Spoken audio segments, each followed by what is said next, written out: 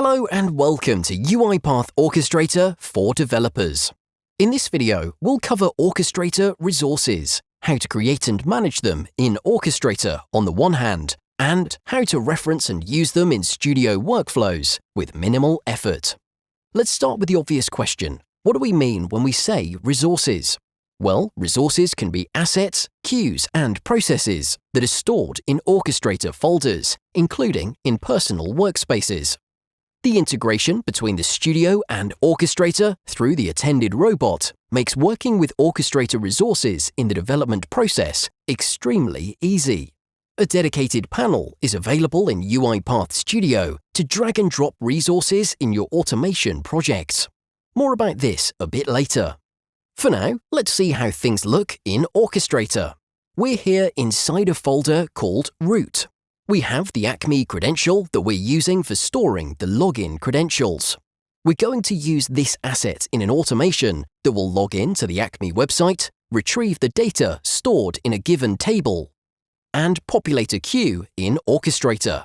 Alright, let's now create the queue that we'll use in our automation. We'll go to the Queues tab in our folder, input a name, and hit Add. Now let's switch to UiPath Studio. Here on the right, we have the Resources panel, the one that we mentioned earlier. Notice that the resources we saw earlier in Orchestrator are listed here, broken down in assets, queues, and processes. We're not going to use processes in our project today, but it's worth remembering that we could have done it just as easily. Another important point to remember is that resources are stored at folder level. If we switch the folder from this button on the lower right to our personal workspace, we'll see the resources stored in there. The folders listed here are the folders to which the logged-in user has access to. Okay, let's go back to the root folder. The first step in our automation is to open the Acme website and log in. And of course, we'll need the credentials for this. Now, watch what happens if we drag the asset from the Resources panel and drop it in our workflow. We get a contextual pre-selection of the activities that we can use when working with an asset. Let's select the Get Credential activity and check its properties. The Acme credential asset is already filled in as the input. As for the output, since a credential is made of a username and a password, we'll proceed as always. One variable for the password and another one for the username.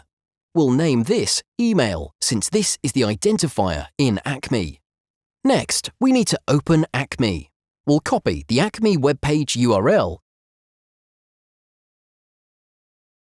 and add it to an open browser activity. Also, let's make the name of the activity unique.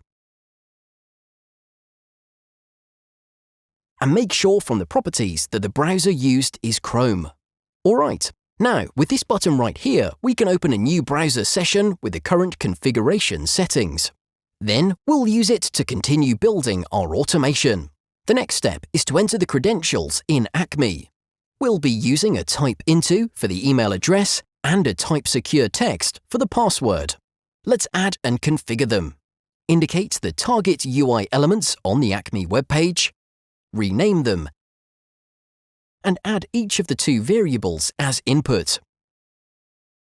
Let's also configure the input method to simulate for some extra reliability. Finally, we'll add a click on the login button on Acme webpage. And the method will be simulate for this one too. It's time to test what we've built so far, so let's run the automation. And there it is, it works. We're now on the dashboard page of the Acme website. Before moving on, let's edit the name of the open browser to make it clear that it covers only the login part, like this. Next, let's add an attach browser activity, as we want to keep using the browser window that we opened with the open browser activity. Then simply indicate the Acme webpage. And let's not forget to adjust the title. Now, we'll add a click activity and indicate work items. The page that opens contains the data that we want to extract and populate the queue with. Let's use the data scraping wizard for the extraction part. As we indicate a cell, the wizard recognizes the entire table. We'll click on Yes to extract all. Here's a preview of the data. Let's change the maximum number of results to 0 to make sure that it will extract all of the values. Next, confirm that the data spans on multiple pages and indicate the Page Navigation button.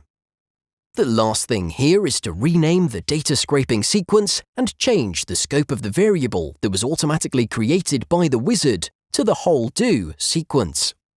This way, we'll be able to use the data where we actually need it, more specifically, populate the queue with it. And since we want to go through each entry and input it in the queue, let's use a for each row and add our data table variable to iterate through. Then we'll use the same trick as before. Drag and drop the Acme queue inside the body of the for each and select the Add Queue Item activity. Okay, let's take a look at the structure of the data that we extracted. Let's say that we're interested in inserting just several fields: the work item ID, the type, and the status. We'll go to the Item Information field in the Properties panel and add an argument for each of the 3 fields. The value is row of, then the column name, and then .toString, like this. This applies for all 3 arguments.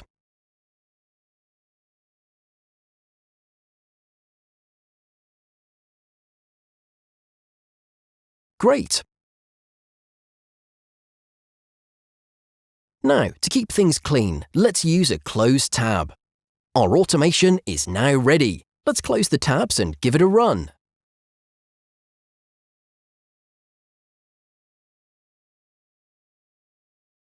There it is, it ran as expected. Let's see if it also produces the expected outcome. Back to Orchestrator, refresh the queue, and as you can see, there are 95 new entries in our queue, the same number as the work items in Acme. Okay, we're at the end of this demo in which we saw how Orchestrator resources, such as assets and queues, can be used in automation workflows with simple drag-and-drop actions, thanks to the deep integration between Studio and Orchestrator. Thanks for watching. Until next time.